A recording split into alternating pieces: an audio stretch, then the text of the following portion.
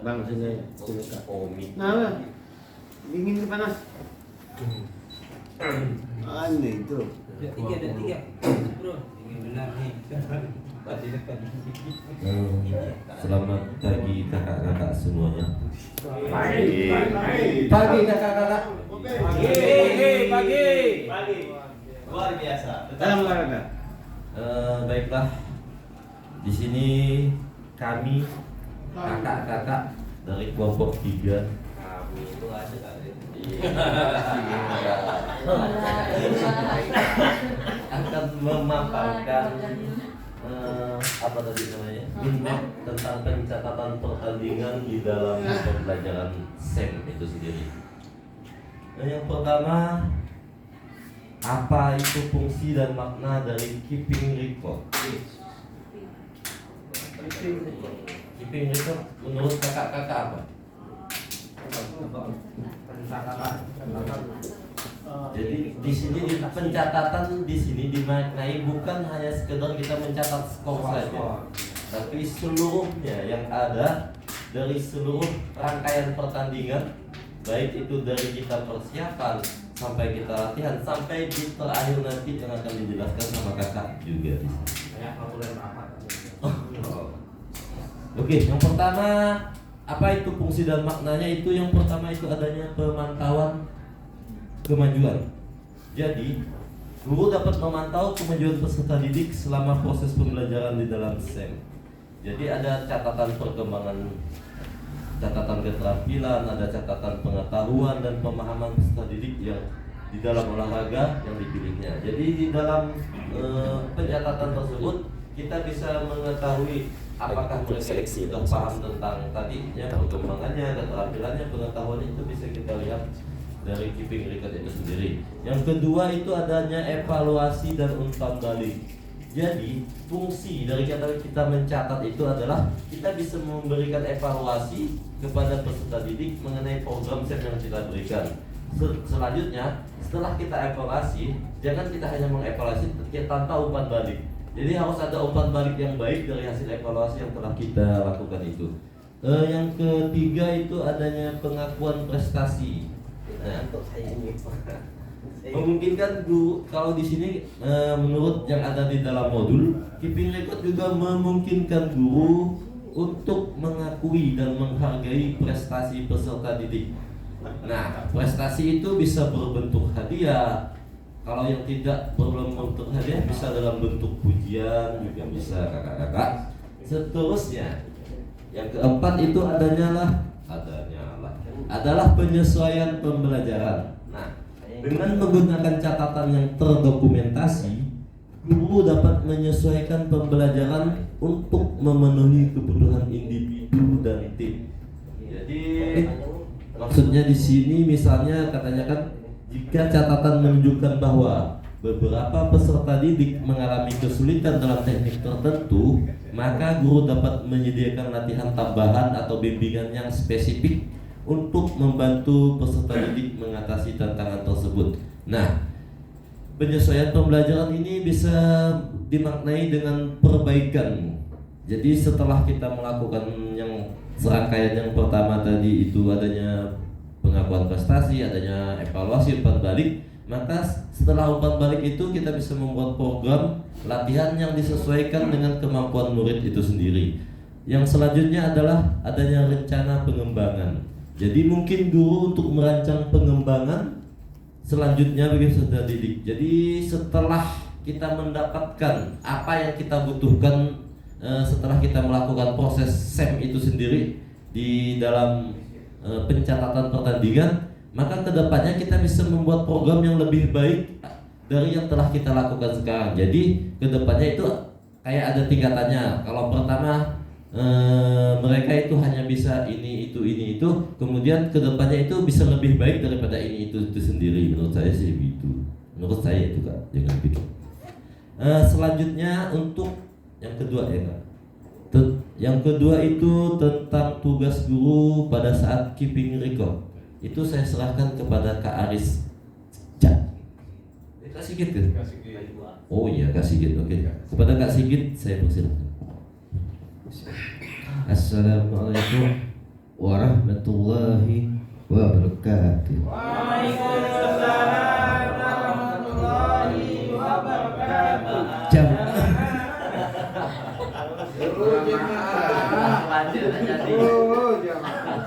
Oke, baik, saya akan melanjutkan dari apa yang sudah disampaikan oleh kakak kita yang hebat, yaitu Kak Imam. Jadi saya akan membacakan poin nomor 2-nya, yaitu tentang apa tugas guru. Tugas guru adalah mengajar. Baik, tugas guru pada saat keeping record. Jadi tugas guru, kita pandai lah, kita guru. Pasti lah kita tahu tugasnya. Oke, jadi ada beberapa tugas yang bisa diterapkan di guru dalam dalam kegiatan keeping record ini. Di antara yang pertama mengumpulkan data. Apa itu mengumpulkan data? Membeli pulsa atau data di counter. Ya. Itu kan. Nah, jadi mengumpulkan data itu kita bisa seperti observasi langsung, terus jurnal atau aktivitas, tes keterampilan. Itu juga merupakan mengumpulkan data-data apa sih dalam itu data dalam selama kegiatan pembelajaran menggunakan SEM itu. Terus yang keduanya merekam dan menganalisa data.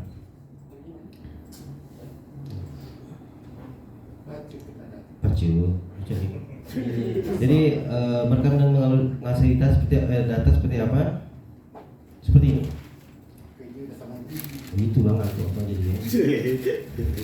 Jadi setelah guru mengumpulkan data, dia menganalisa data tersebut, dan guru mengamati aktivitas siswa selama sesi kegiatan. Jadi terus catatan harian, kinerja dan partisipasi siswa setiap harinya itu juga merupakan menganalisa datanya. Itu apa sih? Ya untuk keperluan kita sebagai guru. Jadi setelah data-data tersebut ditentukan, bisa juga melalui kuesioner. Kuesioner juga merupakan untuk mengumpulkan data umpan baliknya dari siswa yang tentang pengalaman mereka selama kegiatan pembelajaran tersebut, terus tes fisik, pengukuran peningkatan kemampuan fisik, dan setelah itu mengkategorikan datanya. Data-data yang telah kita dapatkan itu kita kategorikan. Itu yang dimaksud dengan menganalisa data. Nah, jadi memisahkan data-data dasar berdasarkan kategori seperti keterampilan teknis, partisipasi, kepemimpinan dan kerja sama tim, dan juga analisis kuantitatif. Itu ya. Jadi untuk kita itu peran guru, aktivitas tugas guru di dalam kegiatan SEM. Jadi bisa dilakukan di antaranya 2 itu, dan selanjutnya yang ketiga akan dilanjutkan oleh Kak Aris. Terima kasih. Saya melanjutkan dari apa yang menjadi tugas kita. Jadi kita berbagi ya di sini, kerjasama dan kolaboratif. Ya, jadi inilah karena kita semua adalah berperan serta dalam pelaksanaan tugas kelompok ini. Oke, tadi Kak Sigit sudah menjelaskan tentang tugas guru pada saat keeping record. Ya, tadi sudah dijelaskan panjang lebar. Yang pertama adalah mengumpulkan data. Nah, setelah kita mengumpulkan data dari samping itu, selanjutnya adalah tugas guru adalah merekam dan menganalisis data. Jadi yang ketiga ya. Jadi itu yang kedua. Yang ketiga adalah Oke. Jadi setelah data itu terkumpul dan direkam, selanjutnya adalah memberikan umpan balik. Nah, tujuannya adalah kita itu mengevaluasi dan menganalisis mungkin ada beberapa dari data-data yang sudah terkumpul itu ada kekurangan atau justru malah ada kelebihan dari apa yang sudah dilaksanakan dalam proses kegiatan SEM tersebut. Nah, itu adalah umpan balik untuk mengetahui sejauh mana tingkat keberhasilannya, ya. Apakah pelaksanaan ini berhasil atau tidak, atau nanti selanjutnya itu evaluasi dari umpan balik ini itu adalah tujuannya adalah untuk perbaikan. Dan kalau kita dalam proses pembelajaran itu ada istilah remedial dan pengayaan. Nah, itu adalah tujuannya ya dari umpan balik itu. Nah, untuk selanjutnya yang keempat adalah merencanakan pembelajaran selanjutnya. Jadi dari hasil umpan balik ini kita nantinya adalah untuk mendapatkan hasil yang optimal. Misalkan kalau dalam proses pembelajaran ini ada yang remedial, jangan kita tinggal, ya harus kita perbaiki dulu kekurangannya apa. Nah itu adalah tujuan dari misalkan remedial. Nah kalau pengayaan, kok dia sudah mampu, sudah bisa, dia harus ada peningkatan. Jadi kasihlah. Begitu juga dalam proses ini, ya. Jadi tujuannya itu adalah di sini untuk tujuan yang merencanakan pembelajaran adalah untuk lebih banyak bimbingan. Jadi untuk mengidentifikasi area mana peserta didik itu perlu ada yang mendapatkan bimbingan atau perlu mendapatkan peningkatan. Nah itu adalah untuk merencanakan pembelajaran selanjutnya. Nah jadi dari umpan balik, ya terus berikutnya merencanakan pembelajaran. Berikutnya adalah yang kelima adalah melibatkan peserta didik dalam proses evaluasi. Jadi peserta didik itu juga bisa kita libatkan dalam proses evaluasi supaya apa? Jangan hanya tugas guru saja, di situ juga harus ada siswa yang di sini juga untuk memberikan evaluasi, memberikan masukan, arahan dan sebagainya. Mungkin itu dari saya, dari tugas guru tadi juga sudah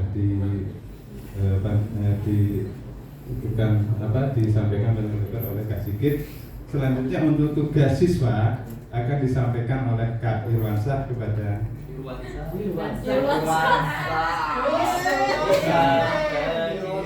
Kak Irwan aja katanya di sini. Silakan Kak Irwan untuk menyampaikan peran guru. Oke, terima kasih kepada Pak Aris sudah menjelaskan tentang tugas guru pada saat keeping record. Terima kasih kepada kakak-kakak memberikan kesempatan kepada saya untuk menjelaskan tentang tugas peserta didik pada saat keeping record.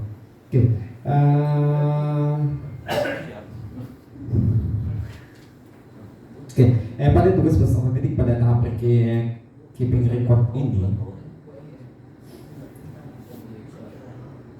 adalah untuk melibatkan partisipasi aktif dalam proses evaluasi dan dokumentasi. Jadi, untuk tahap-tahapnya itu yang pertama adalah siswa disuruh untuk merekam data pribadi. Jadi di sini pada tahap ini peserta untuk peserta didik itu bertanggung jawab untuk merekam data data pribadi pada saat pertandingan. Yang memang data ini tidak boleh dibuat-buat, tidak boleh ditambah dan bahkan tidak boleh dikurangi karena akan berpengaruh pada tahap selanjutnya. Karena ini akan digunakan untuk evaluasi selanjutnya. Rekaman kan, keeping itu penyimpanan catatan salah.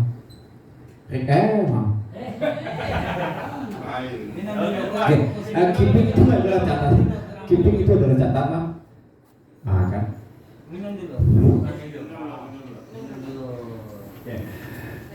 Keeping itu adalah penyimpanan. Record itu adalah kan salah lagi ya. Yang benar yang mana ini? Record, merekam, keeping, mencatat. Jadi catatan. Iya, oke. Jadi keeping record itu adalah catatan-catatan yang terjadi antara guru siswa itu direkam untuk dievaluasi untuk pertandingan selanjutnya atau event selanjutnya. Oke. Yang kedua adalah merefleksikan kemajuan dan kinerja. Pada tahap ini peserta didik perlu merefleksikan kemajuan dan kinerja mereka secara teratur. Jadi karena memang ini eventnya itu sport education model, jadi event ini dilaksanakan oleh siswa semua. Jadi pelaksananya ini siswa, pesertanya juga siswa.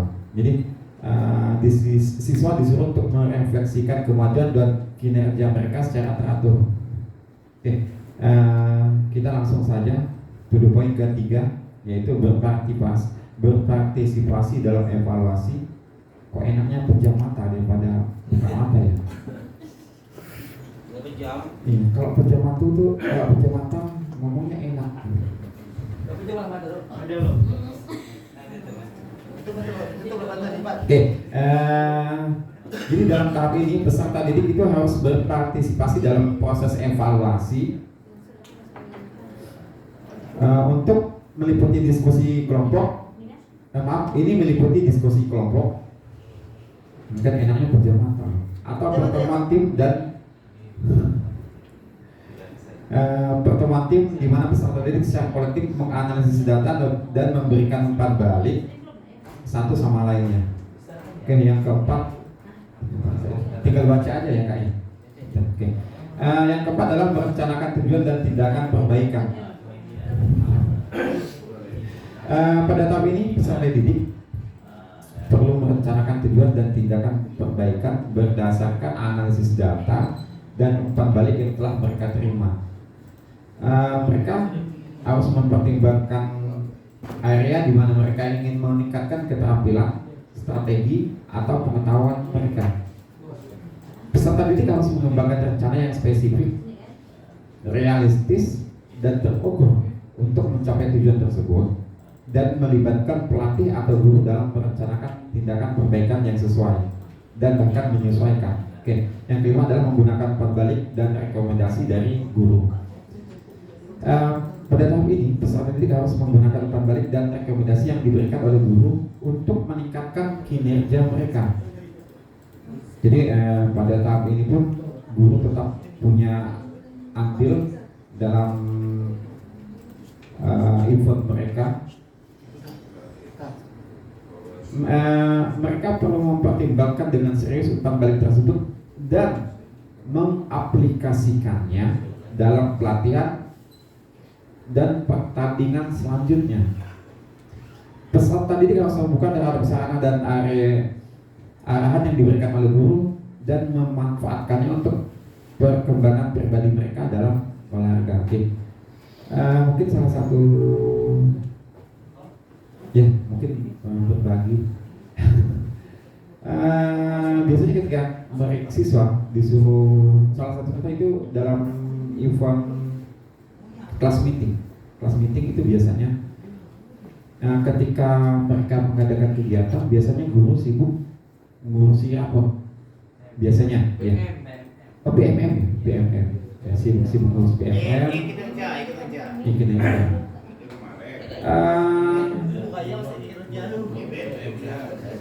Pernah suatu ketika pada saat itu ada pertandingan basket dan pernah terjadi ricuh, kelas saling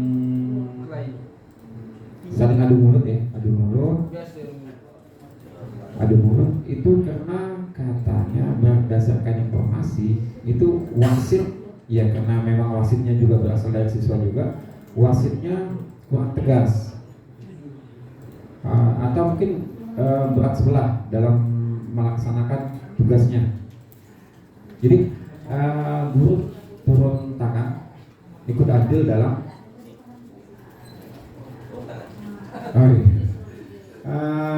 dalam menyelesaikan masalah tersebut.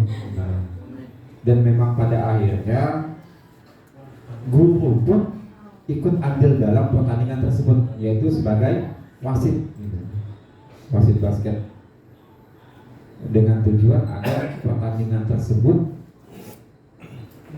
tetap berjalan sesuai dengan rencana yang sudah ditentukan gitu. Oke, mungkin itu penjelasan dari kelompok kami. Mungkin ada tambahan sedikit mungkin kakak-kakak. Iya, sudah habis. Kalau memang sudah habis, berarti maaf ya Kak, sudah habis. Oh ya, tinggal disimpulkan oleh Kak.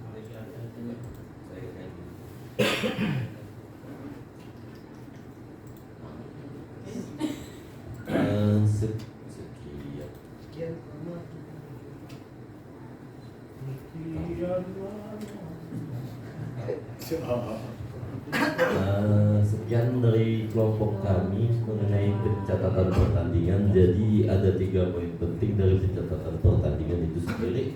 Yang pertama itu tadi makna, fungsi dan maknanya. Yang kedua itu fungsi cap record ke kita sebagai seorang guru. Dan yang ketiga itu adanya fungsi cap record itu sendiri kepada peserta didik itu sendiri. Sekian presentasi dari kelompok kami. Seterusnya kami serahkan ke kelompok selanjutnya.